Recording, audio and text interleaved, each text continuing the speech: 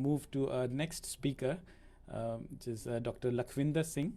He's a GKS 1999 batch.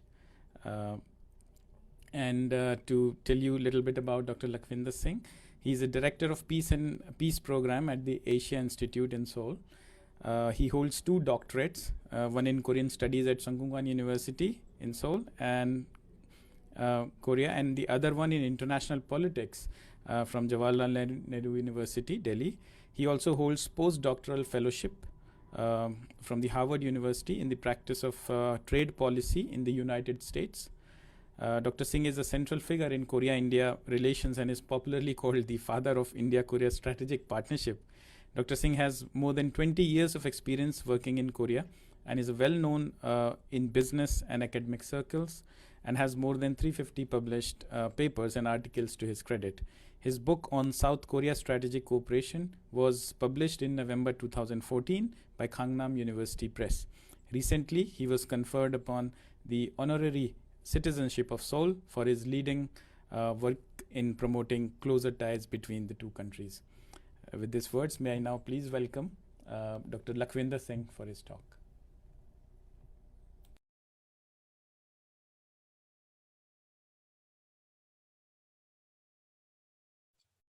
First of all, I would like to extend my warm greetings to everyone. For me, it looked like more like a family reunion than academic meeting. I'm so happy to see all of you here. Many of you are my very close friends. Somehow I was not able to meet them, but now you have such a great occasion, you know. As you know, Diwali is coming, and my wife was asking, what should we do to celebrate Diwali? I think this is Diwali for me. I'm so happy to see all of you here. So this is kind of a special gift for me. I think I want to thank you, especially you, Professor Srivastava, for having me today. It's such a gift. I can't even express my feeling, how happy I am, you know. Usually I invite professors from JNU to come to my forums and give their lectures. But today is the first time when I'm being invited by JNU, my alma mater, to come and give a speech. So feeling you can understand, you know, when you live in a foreign country for a long time, everything which is related to the country matters, you know. Even if you show some grass or this is from India, you'll start loving it, you know. So now there's so many good friends, so many people around, you know. So happy feeling. So I don't know how to express myself as a fellow scholarship holder. So it's very happy feeling today. As you know, I'm from basically international politics, you know. When I came to Korea, you know, everybody was talking about cultural cooperation, religious cooperation, and other things. You know? But when I went to Korea, I introduced a new concept. I started talking about defense cooperation, strategic cooperation. That time, it was a very new idea. Nobody believed, but how India and Korea can talk about defense cooperation, strategic cooperation. So I was not welcome. So I was not able to get some support from my seniors to do work on this area. But that I could see, as a student of international politics, I could see how the things will move and how the things will change in the future. So somehow my Korea Foundation, the Scholarship Foundation, other associations were able to see my ideas. And I came to Korea only for 1 year, but they keep extending. They keep extending my scholarship, my grants from now continuously. So I came to Korea for only 2 years. I ended up living in Korea for 25 years. Till now, I'm having some kind of support from the government of Korea. So my idea initially was not accepted, but now it's fully endorsed by government of Korea and Korean education institutions. So when Professor Srivastava approached me, I thought I should talk about a serious topic, but now it looked like a family meeting. So I don't know how to reconcile 2 emotions. Either talk about academic things or family reunion. So I will try to do justice to my both topics. So I have already shared my feelings, how happy I am. Now I will try to go a little bit about my topic on which I have worked. India-Korea defense cooperation. So I wrote first article in 1999. When I came to Korea, after 6 months, I was able to publish my first article on defense cooperation. That time it was not well received, but it was published by KAIDA, Korean Institute of Defense Analysis. So it was just a groundbreaking article. You know, for the first time, India scholar was talking about that India and Korea should join hands to build a new partnership and build a new security structure in Asia Pacific. So things went very well. So today I'm going to talk about what can be done. So already so much work has been done in this area. strategic partnership has been signed, defense cooperation has been signed. So we have come a long way since when I started it. So a lot of work has been done, but still, I'm not happy. I'm not happy. If you see my article all the time, I'm not happy. I think the way things are, situation is changing in the region, and the way things are progressing in the region, we have to do more. Otherwise, we will be screwed, into a very difficult situation. So I'm going to propose some ideas, some concepts which are going to help us in the coming days, coming years, so that we can protect our core national interest. As all of you might know that kind of Cold War is going on between China and USA. So USA is coming with all the new initiative to contain China. China is coming out with the new ideas to contain USA. Recently, USA has come with the Quad, with the AUKUS, and with the economic partnership with regional countries. And China is coming with the counter ideas, how to counter the growing, how to replace USA as a hegemonic power in the region. So Chinese are coming with the Belt and Road initiatives and regional comprehensive economic partnership and many bilateral and unilateral cooperation with the region. So in this situation, when the two rivals are becoming very active, so in this kind of situation, India and Korea have two choices. First choice is that we join one of these superpowers and try to protect our interest. Second option is that we try to balance this competition and try to protect our interest through our bilateral cooperation and try to follow a third way. If you study the if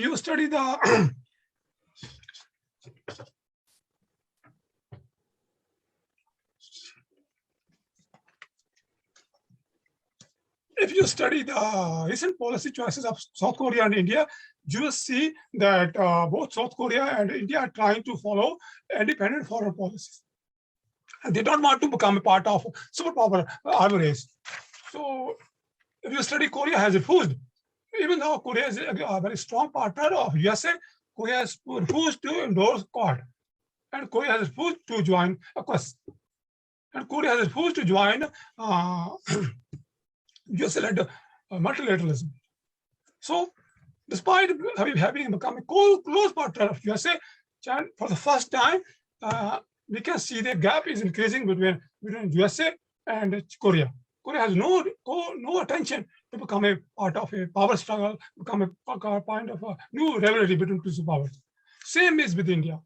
We have a very close partnership with USA, but we have never thought of, even last year we have a kind of military clash with China, but still we are keeping a very good relationship with China.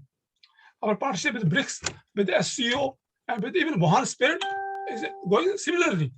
So we have no intention to declare China as our rival or as our threat. So we are also trying to feel a very warm relation with China. Same is with Korea. Korea don't want to be seen with the part USA, with China, with anybody. So it's kind of, you can see, if you try to see a little bit closer, you can see both Korea and India have same mindset. So that mindset, which is common mindset, is open new opportunity for both of us. So that on the basis of that kind of mindset, that opportunity have developed my thesis. That there's a kind of window of opportunity between two countries. That be why we can explore the cooperation and take it to next level. What is the basis of this alliance formation? Usually if you go through your international relations, they say Stephen Wall has written a very good article. He said usually when two middle powers geographically apart from each other for a long distance, how they can come close to each other?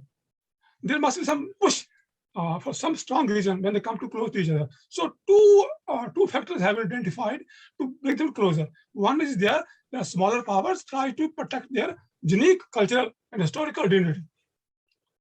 Number two, they are not able to protect their interest, and they don't want to be part of the rivalry. They choose a next partner which can protect their interest. So in this situation, both situations are applying to our partnership. Both India and Korea want to protect their cultural identity. We don't want to be part of any communism or any other thing. We have our own value system. So South Korea feel that it can be swallowed by China, grow China. So South Korea has decided to come to India, that you also feel the same feeling, so we can protect. If we join hands, we can reinforce each other's core interests and try to help each other. Same thing is paradox. We in India, we want to have a autonomy in our foreign policy. We don't want to be part of any power struggle. So Korea also don't want to be any part of struggle. So this kind of avoidance of a power struggle is a common factor between Korea and China, Korea and India. So these two basic things are foundations which are encouraging us to alliance formation, which are bringing us to closer and closer together. So last 25 years, we have signed countless MOU agreements and area of cooperation. So now our situation is very good. So we are in a very stable situation, but I'm not happy. I am pushing for more and more deeper work. So in the coming years, we can see that how progress we can make. Now, apart from these two basic foundations, there are some common interests which are converging between Korea and India.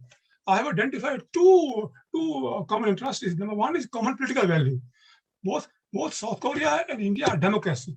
We believe in rule of law. But China don't believe in communism. Sorry, don't believe in democracy. So we feel certain that if China is able to have its way, so our democracy, our rule of law, our common values can be threatened. So democracy is our common interest, which is bringing us together. Yeah. Number two, that both South Korea and India have a serious interest in Indian Ocean, because a lot of energy. Korea is heavily dependent on Indian Ocean. Almost 90% of energy of South Korean energy comes from Indian Ocean. So South Korea has serious security interest in protecting Indian Ocean, and we also want to protect Indian Ocean. So there's kind of serious common security interest between China, between Korea and India, which we share. So these political values and security interest are common. So this convergence of common interest, convergence of security interest, convergence of political interest are also pushing India and Korea to come closer and build a new partnership. So, so what are they doing? What are they doing to take this partnership to the next level? Now, one, they know that our time is coming when they cannot depend on Korea, when they cannot depend on USA, when they cannot depend on China to maintain peace. And the rivalry between two powers can create serious disequilibrium in the region. So both India and Korea are trying to create a new equilibrium. So this is a new concept coming in the international politics. They are defining it as a new equilibrium. So Korea and India are trying to, leading powers who are trying to set up a new equilibrium in the region. So how they can set up a new equilibrium, new balance in the region when China and USA are trying to tilt the balance on this side. So we are a balancer. Both of us have become a balancer. So how we are trying to do the balance? Number one, we are trying to do the balance by strengthening our military powers, strengthening our armies. So Korea has launched a massive modernization program, especially in its navy. If you study Korea's modernization program, Korea has developed many new plans to strengthen its navy. So Korea is, even you do not believe, even Korea is thinking to have a new this aircraft carrier with F-35 airplanes. So you will believe what Korea will do with this kind of a serious weapon system. But Korea's desire to keep its autonomy in foreign policy, pushing it to modernize its navy. So Korea's navy is very small, but fully equipped to meet any challenges. So if you have no time to go through the whole detail, what Korea is doing to strengthen its navy, to protect the Indian interest in the Indian Ocean. But if you see that Korea is keep developing a new economic system, new weapon system. So Korea looks small, but it's a military power. It's capable of defending itself and also its friends. So Korea has launched massive modernization program on the same as with India. We are also trying to modernize our army. So we are developing new weapon system. We are going to Korea, buying many weapon systems from Korea. And now we are trying to buy massive submarines from Korea. Our modernization program also based on this program, that we have to defend our independence, we have to defend our interests, and we don't want to be skewed by power struggle between Korea. So this modernization of armed forces, strengthening of armed forces is a key factor, the common factor which brings Korea and India together. So this is a kind of a meeting point between two countries, which bring us together, and we can reinforce each other. Like Korea has very good shipping technology, and they are helping us to build our ships. And Korea needs our space technology. Korea has launched a new missile program, and they are trying to approach us that help us to grow. But Korea want to have long-range missiles. So far, they was having only small, low-range missiles, but now they have allowed to develop a long-range missiles. So they are approaching us. So there are many common areas for trust where we can help each other on the practical level to maintain new equilibrium, new balance of power in the region. So this kind of modernization plan is going on. So now, apart from this interest, so what are the possible area? What is going on currently? What is going on currently between two countries? How they can take next level? I think there are a lot of good work has been done by our two countries, but so I will going to identify some of the areas where they have already done. So they are already organizing a kind of flagship visits to each other country. So almost every year or 2 years, India ships visit Korea, Korea ships visit India, and we are trying to properly coordinate between our navies. And we are also trying to join many naval joint exercises. A lot of naval exercises happen to each other, and our military personnel go to China, India, Korea, and study there in their academies. A lot of interoperability is being done. A lot of such a school operations are being done. So list is long. This is very long. So now, long time we have come a long way. Then even the idea of just cooperation, people was laughable. But now, if you go there, anytime at any point of time, 1 or 2 colonel level officers are studying in Korea Defense University. So now we have a continuous exchange of ideas happening. So I think with the grace of God, we can have a very powerful military cooperation between two countries. Things are happening to the right direction. So, but what's the problem? My concern is that as a scholar, as a path breaker, as a person who write on the front on this topic, things are not so good, so rosy. There's so many things which we have to work on. Now, one is that the foundation for security cooperation was the economic cooperation. When I started writing about it, our trade cooperation was going very well. At some point of time, we have a 20% growth rate, but now it's very low. Our trade growth is not going well. Our trade cooperation is not good well. Nobody talk about 50 billion cooperation anymore. We are stuck. But without proper economic foundation of economic cooperation, military cooperation cannot be built.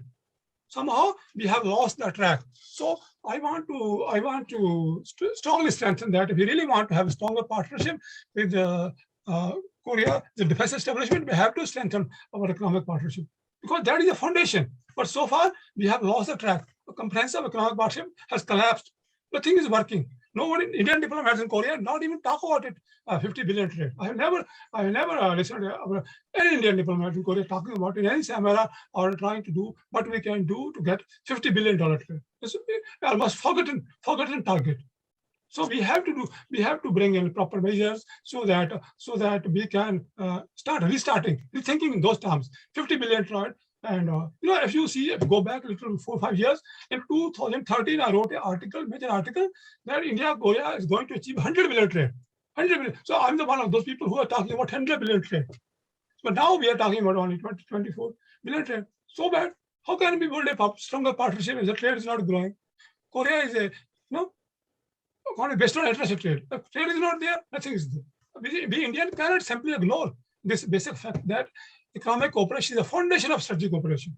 And we have lost the track. So until we do something to improve our cooperation, strategic cooperation has no future. So this is very important. Number 2, something very wrong has happened. When I started writing about defense cooperation, the thing which was in mind was defense alignment, policy alignment, how we can cooperate each other to defend our way of life, defend our common political values. But now, defense cooperation has been hijacked by those people who think defense cooperation means buying weapons from Korea. So the defense industrialization has overtaken defense alignment. We have to come back. Without defense alignment, defense policy alignment, without our meeting of minds, buying weapons from Korea make no sense. So we have to go back to the basic. The basic is that we have to work on the meeting of minds. How Korea and USA, how Korea and India think in political terms, in defense policy terms. Until we don't have a meeting of minds, buying weapons from Korea make no sense. We can buy some weapons, we can make some money, we can do some deals. But if there's no meeting of minds in the policy level, it's problematic.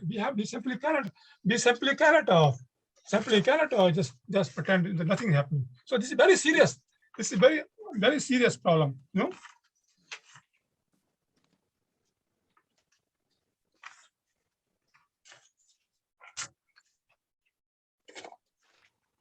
And number two, I don't want to say it, but sometimes in India, not many people understand how Korea can be a strategic partner. Many very policymakers in India, especially in the defense establishment, especially in the diplomacy, they don't understand. When I say Korea could be our very important partner in the coming years to defend our balance of power in the region, they don't understand. So we have to work to convince them to that they know Korea could be a very suitable partner for us in this coming years. So that's why when you meet our diplomats in Seoul, they are highly demoralized. They don't understand. How can we keep writing on the topic which makes no sense to us?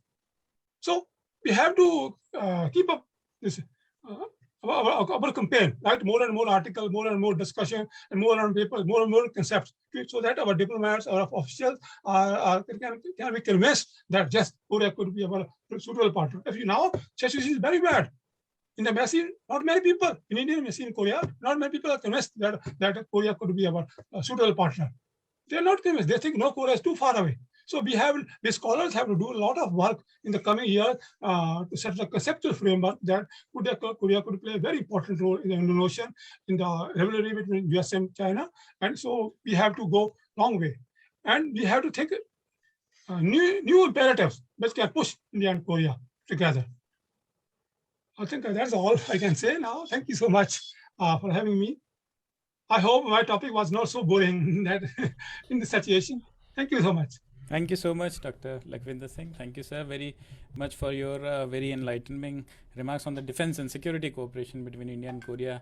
We explored the avenues of cooperation and, of course, the challenges that we face and the way forward that you also suggest. I hope you continue suggesting and keep guiding the two countries and the governments of the two countries so that the cooperation goes strength to strength. Thank you so much, sir, for your words. I hope if you have any questions for Professor Lakhvinder, Dr. Lakhvinder Singh, sir, so you can post it. You can post it in the comment box, and in the later part of this session, we can take up those questions. Thank you very much. With this, let me now move to the next presenter, that is Dr. Nirja Samajdar. She's an